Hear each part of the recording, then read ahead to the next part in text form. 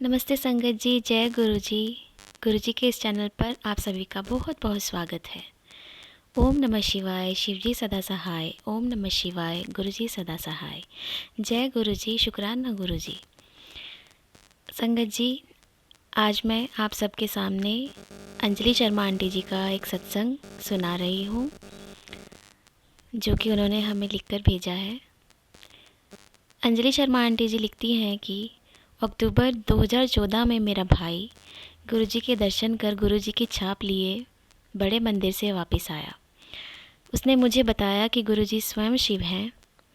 मैंने उस पर विश्वास नहीं किया।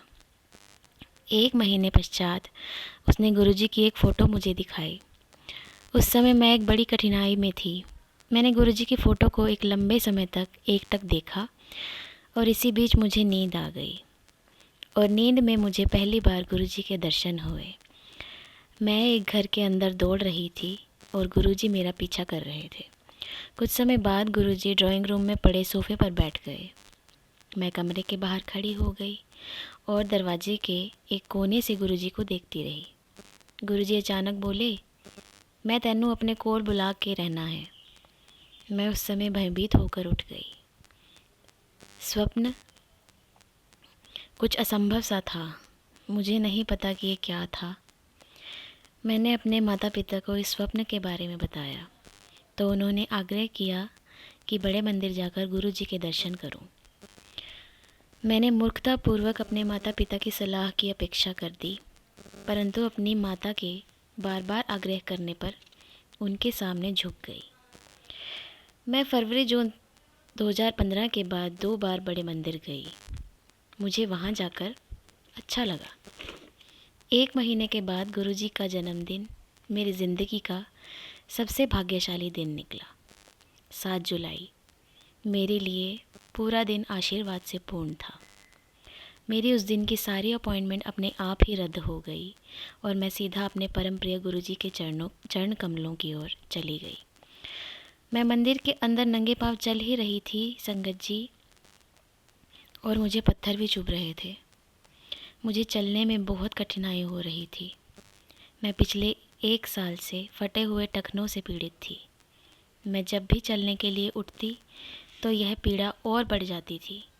चिकित्सकों ने मुझे इंजेक्शन लेने से कहा, परंतु आयुर्वेदिक दवाई से ठीक करने का प्रयास मैं लगातार करती रही। इससे कोई असर नहीं हुआ। मगर जब मैं उस पवित्र दिन ऐसे चली तो गुरुजी ने, जो सदैव मेरे हृदय में रहते हैं, विश्वास दिलाया कि वह मुझे ठीक कर देंगे। मैंने दिव्य चाय और लंगर प्रसाद लिया और घर आ गई। 1 हफ्ते बाद मुझे एहसास हुआ कि मेरी पीड़ा समाप्त हो गई है।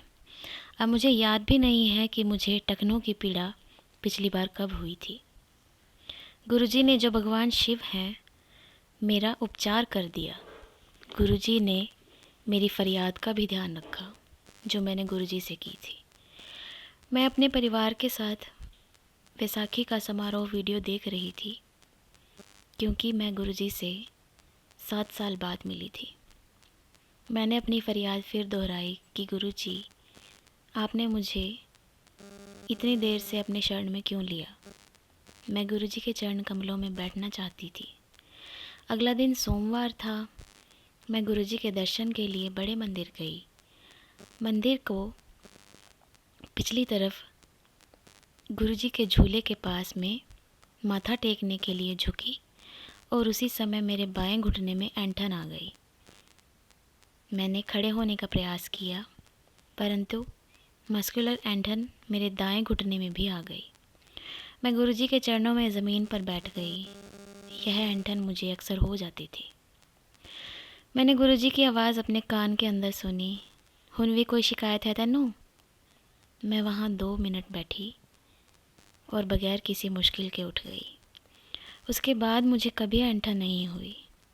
गुरुजी के चरणों में बैठने की मेरी फरियाद गुरुजी ने पूरी कर दी और मुझे ऐंठन की समस्या से भी मुक्त कर दिया। मैं गुरुजी की बहुत आभारी हूँ, क्योंकि गुरुजी ही परम परमात्मा हैं। गुरुजी मेरे रक्षक हैं और उन्होंने मुझे बेशुमार बार अनगिनत समस्याओं से बचाया है। थैंक यू गुरुजी। जय गुरुजी, शुक्राना गुरुजी। संगत जी, यदि आपको मेरे सत्संग सुनाने में कोई भी मेरी तरफ से गलती लगे कुछ भी, तो मैं बिल्कुल तहे दिल से आपसे माफ़ी मांगना चाहूँगी। संगत जी, यदि आप भी हमें अपने कोई सत्संग शेयर करना चाहते हो तो आप दिए गए व्हाट्सएप नंबर पर रिकॉर्ड करके सत्संग को शेयर कर सकते हैं। आप गुरुजी के इस चैनल को लाइक कीजिए, सब्सक्राइब कीजिए और शेयर कीजिए। शुक्रिया।